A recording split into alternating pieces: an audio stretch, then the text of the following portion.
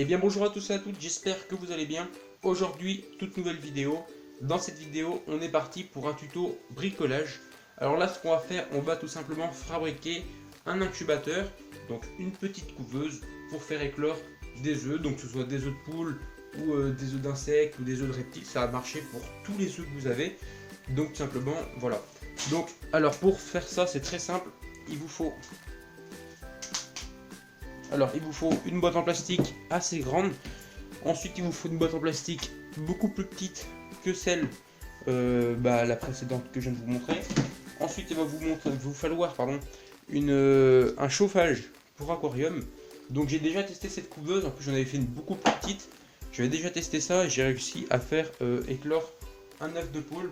Donc c'est pour vous dire que ça marche plutôt pas mal. Et ensuite, soit vous utilisez de la colle, de pistolet à colle, mais moi je vais utiliser du scotch aluminium, ça tiendra beaucoup mieux. Ou après vous pouvez utiliser les deux si vous voulez. Alors là on est parti pour le bricolage. Alors déjà sur le couvercle, il va pas falloir le laisser fermé, il va falloir faire quelques petits trous, pas beaucoup, mais il va falloir que vous en fassiez un peu quand même. Alors les trous, je vous conseille de les faire plus devant ici, parce que nous on va mettre la boîte ici en fait, l'autre boîte, mais dessous. Donc si jamais vous mettez là où il y a les œufs, ça va faire beaucoup trop froid. Donc mettez-les les trous plus vers la droite, enfin, là où il n'y a pas la boîte dessous. Alors moi je ne vais pas les faire tout de suite parce que j'ai pas pour les faire aujourd'hui. Mais ensuite vous allez prendre votre autre boîte, donc la petite boîte, donc voilà. Bon, cette vidéo va pas être très longue, mais bon, c'est pas grave. Ensuite vous allez la coller sur un bord, enfin la coller. Vous allez la plaquer sur le bord ici et sur le bord de là, pour que vous allez mieux pouvoir le fixer. Voilà. Donc je vais utiliser mon scotch alu.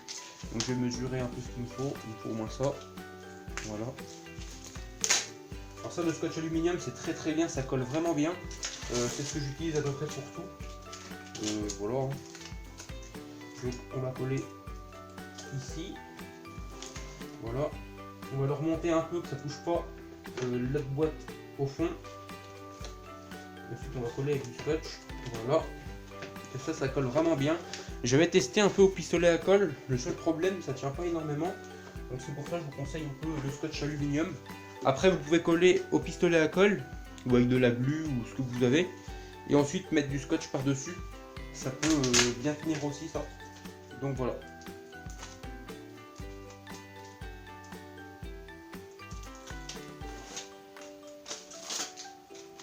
Voilà, ensuite on prend donc la partie d'ici, on va venir la plaquer, voilà, on va surélever et on va venir le scotcher.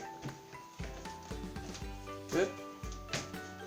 Une fois que c'est scotché comme ça, on va scotcher avec le reste que j'ai un peu mieux, donc on va essayer de faire 3 bouts si on peut, mais j'ai plus de scotch, c'est tout ce qui me reste.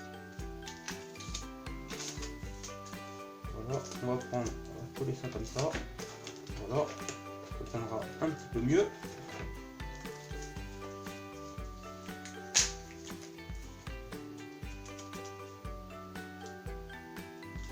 Voilà, c'est vraiment pas compliqué d'en fabriquer une, donc c'est plus rentable d'en fabriquer une que d'en acheter une, donc voilà. Après bon, par contre c'est pas retournement à œuf automatique, hein. C'est vous qui devrez le faire. Après je sais pas trop comment ça marche pour faire éclore des œufs, donc regardez plus sur d'autres youtubeurs que moi. Moi j'en ai pas fait éclore beaucoup, juste un pour essayer et ça marchait, donc voilà. Celui-là je sais pas où je vais le mettre, je vais le mettre comme ça. Voilà. Tac.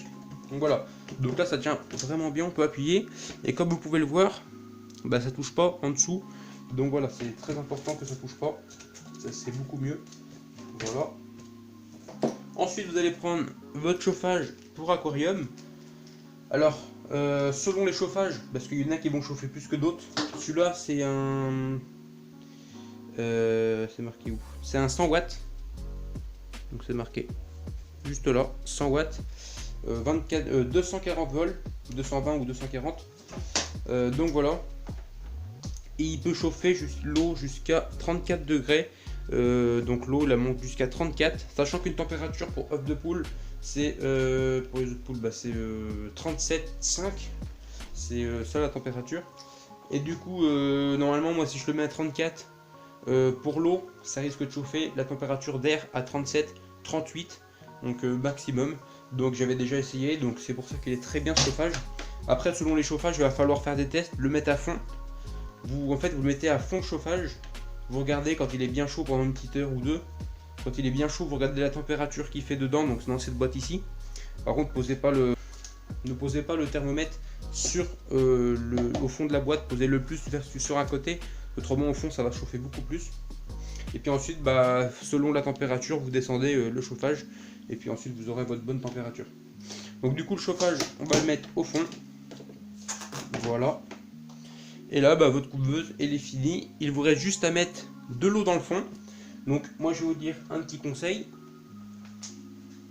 Alors le conseil simplement que je vais vous donner, c'est de faire un trait donc au niveau d'eau.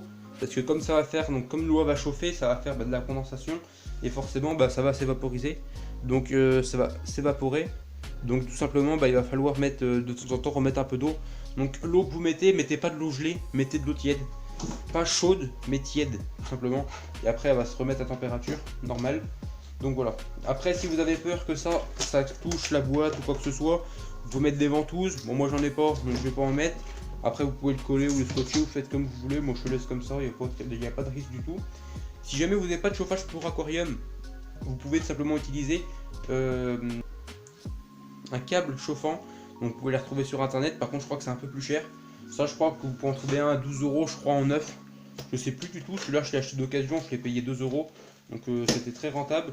Et ensuite, avec l'aquarium, donc là où il y a mon écrevisse, j'en ai eu un autre. Je sais plus où je l'ai posé, il doit être rangé, mais je sais plus où. Donc voilà, après voilà. Donc moi, je vais garder cette couveuse parce que tout simplement, je vais sûrement faire éclore donc des œufs dans pas longtemps, que ce soit des œufs de face ou d'autres. Donc on verra ça. Donc voilà. Donc là après vous n'avez plus qu'à mettre votre couvercle et mettre de l'eau. Donc le niveau d'eau. Alors pour votre couvercle, vous voyez c'est chiant à refermer. Donc ce que je vous conseille c'est de faire une petite fente. Et puis vous passez le câble dedans. Donc le niveau d'eau vous mettez à peu près selon la hauteur de boîte. Donc moi comme vous pouvez le voir il y a ma maxi 2-3 cm de hauteur. Donc entre le couvercle, enfin la boîte d'intérieur et la boîte d'extérieur. Donc ce que je vous conseille c'est que vous mettez au-dessus du chauffage 0,5 ou 1 cm au-dessus. Et je pense que ça sera vraiment pas mal, même si la boîte touche l'eau. Après pour les œufs, vous pouvez faire des compartiments. Ou alors vous prenez des boîtes à œufs et tout simplement vous mettez au fond. Et ensuite vous posez les œufs dessus.